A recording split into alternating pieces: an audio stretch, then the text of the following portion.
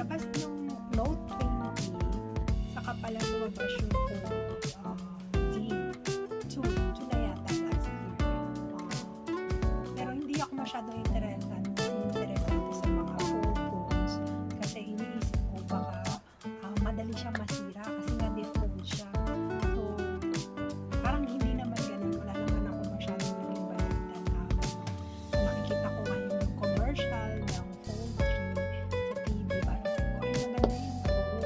So, kahit wala pang 2 years na ginagamit kong phone, bakit ako? Why? Kasi nag-iisip talaga ako kumuha na mas malaking phone. Kasi mahilig ako mag-edit.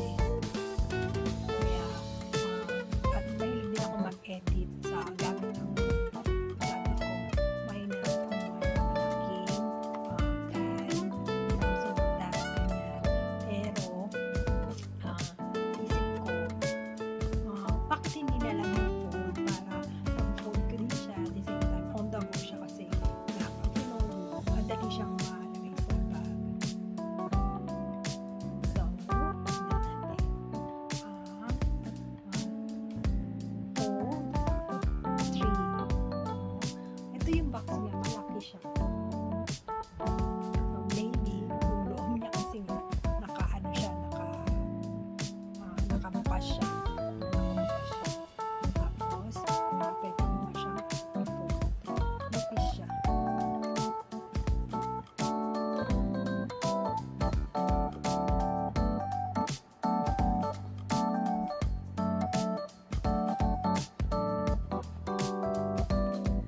Yan.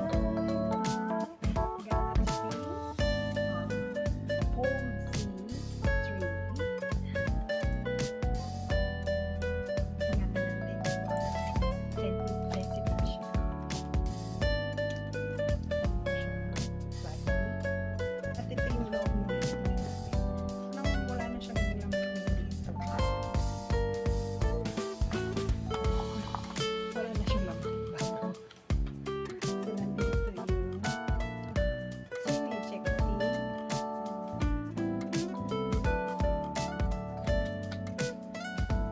SIM ejector. Meron siya naman sa loob na USB. Pero wala siyang charger. USB lang. Hindi mo kasi may charger. USB lang.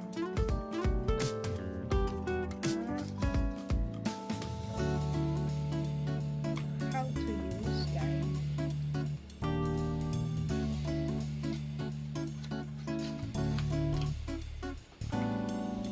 So, ayan, alisin na natin yung plastic.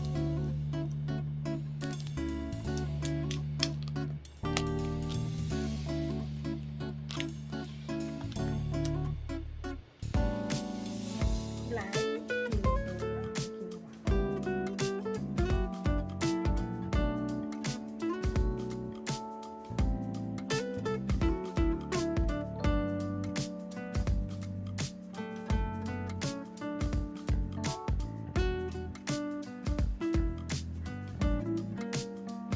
Try natin siya i-fold.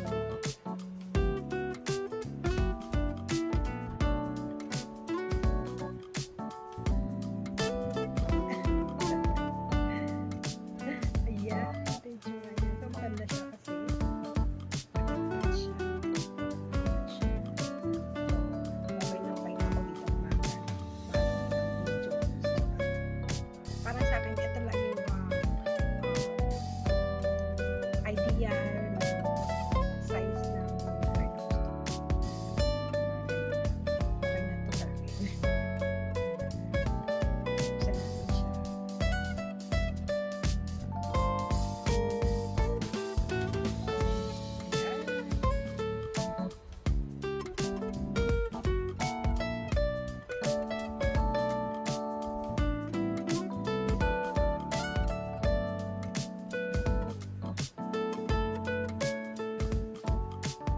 Babalik pa ako sa KT kasi wala pa siyang link. Hindi pa siya dumating lang yung code sa amin na pwede ko na daw kunin. Nag-reserve ako last week. Pumunta ko na yung araw.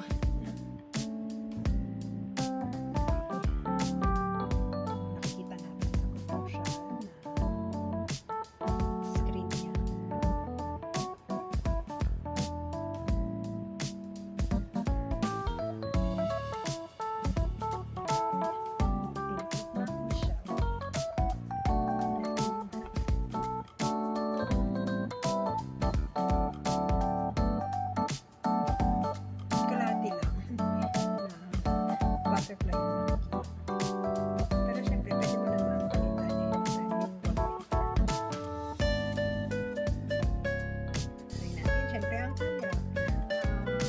Basta na siyempre